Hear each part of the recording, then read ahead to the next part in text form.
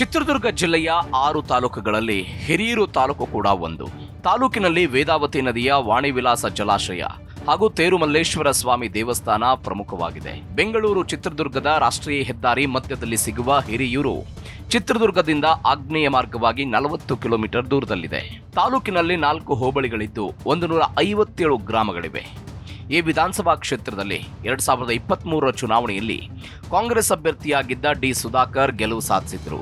ಆದರೆ ಅವರು ಇತ್ತೀಚೆಗೆ ಅನಾರೋಗ್ಯ ಕಾರಣಕ್ಕಾಗಿ ಮೃತಪಟ್ಟಿದ್ದರಿಂದ ಹಿರಿಯೂರು ಕ್ಷೇತ್ರಕ್ಕೆ ಸದ್ಯದಲ್ಲೇ ಉಪಚುನಾವಣೆ ಜರುಗಲಿದೆ. ಡಿ ಸುಧಾಕರ್ ದಶರಥಯ್ಯ ಸುಧಾಕರ್ ಕರ್ನಾಟಕ ರಾಜಕಾರಣದ ಪ್ರಭಾವಿ ನಾಯಕರಾಗಿದ್ದರು.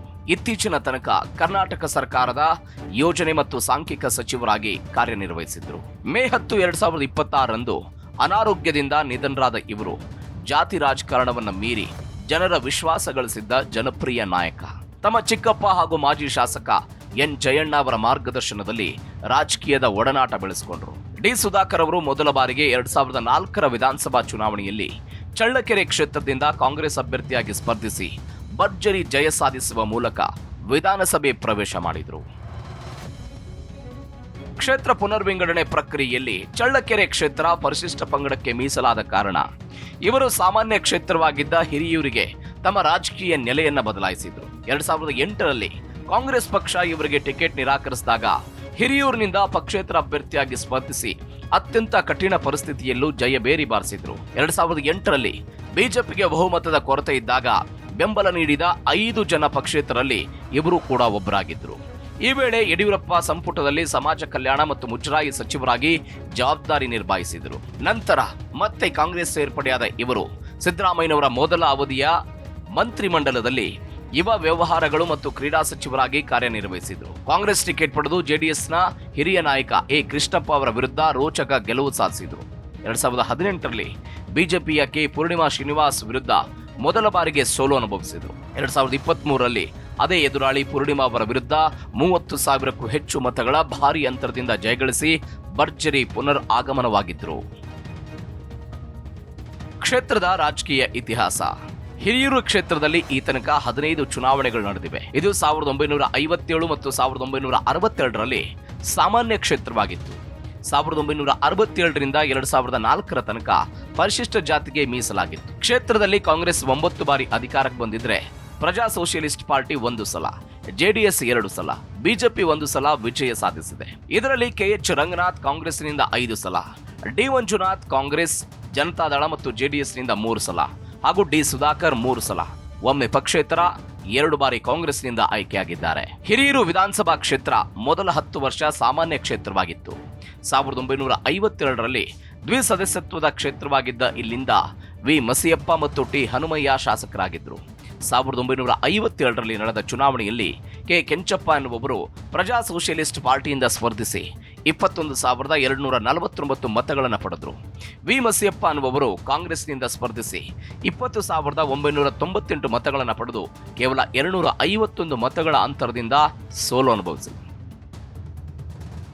1962ರ ಚುನಾವಣೆಯಲ್ಲಿ ವಿ ಮಸಿಯಪ್ಪ ಕಾಂಗ್ರೆಸ್ನಿಂದ ಮತ್ತೊಮ್ಮೆ ಅಭ್ಯರ್ಥಿಯಾಗಿ 29,018 ಮತಗಳನ್ನು ಪಡೆದರೆ ಪಿಟಿ ಈಶ್ವರಪ್ಪ ಎನ್ನುವವರು ಪಿಎಸ್ಪಿಯಿಂದ ಸ್ಪರ್ಧಿಸಿ 11,655 ಮತಗಳನ್ನು ಪಡೆದರು.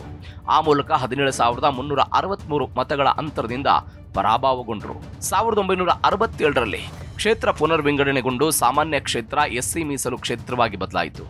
ಈ ವೇಳೆ ಡಿ ಮಂಜುನಾಥ್ ಕಾಂಗ್ರೆಸ್ನಿಂದ ಸ್ಪರ್ಧಿಸಿ 17,034 ಮತಗಳನ್ನು ಪಡೆದರೆ ಯಲ್ಲಾಬೋವಿ ಎನ್ನುವವರು ಪಕ್ಷೇತರಾಗಿ ಸ್ಪರ್ಧಿಸಿ 14,882 ಮತಗಳನ್ನು ಪಡೆದು 2,152 ಮತಗಳ ಅಂತರದಿಂದ ಸೋತರು. 1983ರಲ್ಲಿ ಕೆಎಚ್ ರಂಗನಾಥ್ ಕಾಂಗ್ರೆಸ್ನಿಂದ ಸ್ಪರ್ಧಿಸಿ ಟಿ ಟಿಪ್ಪಣ್ಣ ಎನ್ನುವವರನ್ನ ಸೋಲಿಸಿದರು.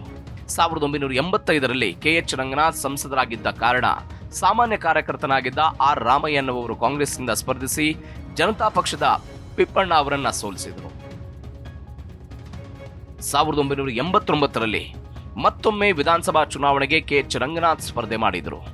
ಆ ಮುಖಾಂತರ ಜನತಾದಳದ ಬಿ ಬಸಪ್ಪ ಅನ್ನುವವರನ್ನ ಸೋಲಿಸಿದರು. 1994ರ ಚುನಾವಣೆಯ ವೇಳೆ ಡಿ ಮಂಜುನಾಥ್ ಮತ್ತೊಮ್ಮೆ ಜನತಾದಳದಿಂದ ಸ್ಪರ್ಧಿಸಿ 43,911 ಮತಗಳನ್ನು ಪಡೆದರೆ ಕೆಎಚ್ ರಂಗನಾಥ್ ಕಾಂಗ್ರೆಸ್ನಿಂದ ಸ್ಪರ್ಧಿಸಿ 24,303 ಮತಗಳನ್ನು ಪಡೆದು 19,609 ಮತಗಳ ಅಂತರದಿಂದ ಸೋಲು ಅನುಭವಿಸಿದರು. 1999ರಲ್ಲಿ ಕೆಎಚ್ ರಂಗನಾಥ್ ಮತ್ತೊಮ್ಮೆ ಕಾಂಗ್ರೆಸ್ನಿಂದ ಕಣದಲ್ಲಿದ್ದು ಜೆಡಿಎಸ್ನ ಡಿ ಮಂಜುನಾಥ್ ಅವರನ್ನ ಸೋಲಿಸಿದ್ರು. 2004ರಲ್ಲಿ ಡಿ ಮಂಜುನಾಥ್ ಜೆಡಿಎಸ್ನಿಂದ ಸ್ಪರ್ಧಿಸಿ ಕಾಂಗ್ರೆಸ್ ಪಕ್ಷದ ವಯಸ್ಸಾಗಿದ್ದ ಕೆಎಚ್ ರಂಗನಾಥ್ ಅವರ ಬದಲಿಗೆ ಜಿಎಸ್ ಮಂಜುನಾಥ್ ಕಣದಲ್ಲಿದ್ದರು. ಆದರೂ ಕೂಡ ಡಿಎಚ್ ಮಂಜುನಾಥ್ ಚುನಾವಣೆಯಲ್ಲಿ ಸೋಲು ಅನುಭವಿಸಿದರು. 2008ರಲ್ಲಿ ಕ್ಷೇತ್ರ ಪುನರ್ವಿಂಗಡಣೆಯಾಗಿ ಸಾಮಾನ್ಯ ಕ್ಷೇತ್ರವಾಗಿ ಬದಲಾಯಿತು. ಚಳ್ಳಕೆರೆಯಿಂದ ವಲಸೆ ಬಂದ ಡಿ ಸುಧಾಕರ್ ಸ್ವತಂತ್ರ ಅಭ್ಯರ್ಥಿಯಾಗಿ ಸ್ಪರ್ಧಿಸಿ ಬಿಜೆಪಿಯ ಎನ್ ಲಕ್ಷ್ಮೀಕಾಂತ್ ಅವರನ್ನ ಸೋಲಿಸಿದ್ರು. 2013ರಲ್ಲಿ ಡಿ ಸುಧಾಕರ್ ಕಾಂಗ್ರೆಸ್ಗೆ ವಲಸೆ ಬಂದು 71,661 ಮತಗಳನ್ನು ಪಡೆದರೆ ಎ ಕೃಷ್ಣಪ್ಪ ಕೆಆರ್ ಪುರಂ ತೊರೆದು ಜೆಡಿಎಸ್ನಿಂದ ಸ್ಪರ್ಧಿಸಿ 70,456 ಮತಗಳನ್ನು ಪಡೆದು ಕೇವಲ 1,205 ಮತಗಳಿಂದ ಸೋತರು. 2018ರ ಚುನಾವಣೆಯಲ್ಲಿ ಎ ಕೃಷ್ಣಪ್ಪ ಅವರ ಪುತ್ರಿ ಕೆ ಪೂರ್ಣಿಮಾ ಬಿಜೆಪಿ ಟಿಕೆಟ್ ಪಡೆದು 77,733 ಮತಗಳನ್ನು ಪಡೆದರೆ ಡಿ ಸುಧಾಕರ್ ಕಾಂಗ್ರೆಸ್ನಿಂದ 64,858 ಮತಗಳನ್ನು ಪಡೆದು 12,875 ಮತಗಳ ಅಂತರದಿಂದ ಸೋಲು ಅನುಭವಿಸಿದರು. ಇದೀಗ ಈ ಕ್ಷೇತ್ರಕ್ಕೆ ಮತ್ತೊಂದು ಉಪಚುನಾವಣೆ ಎದುರಾಗಿದ್ದು ಬಿಜೆಪಿ ಹಾಗೂ ಕಾಂಗ್ರೆಸ್ ನಡುವೆ ಭಾರೀ ಪೈಪೋಟಿ ಶುರುವಾಗಿದೆ.